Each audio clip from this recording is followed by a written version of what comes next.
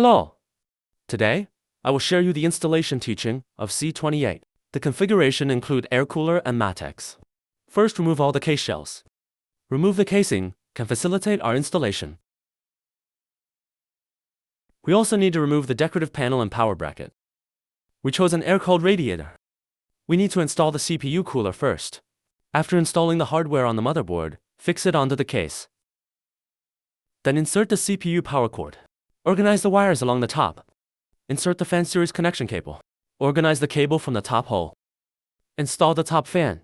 Organize the fan cable from the top hole. There are several options for top fans. We can choose the installation method near the back of the case. Then install the rear fan. First, attach the dust net. Sort out the cable from the bottom. Plug in the jumpers. To 12 cm or 14 cm fans can be installed at the bottom. There's a 3.5-inch hard drive here. You can also install it like me if you need it.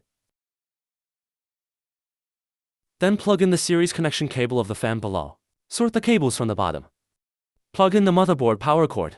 Fix the PSU onto the power bracket.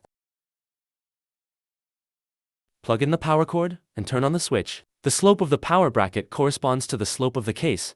Put it in and fix it. The fixed position of the PSU at the PSU gap near the back of the case. A 2.5-inch hard drive can be installed.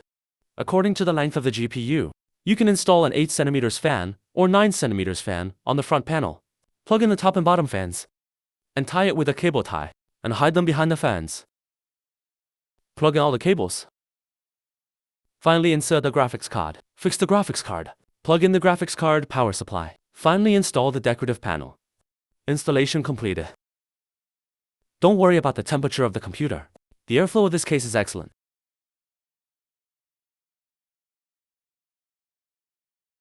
Do you like our C28?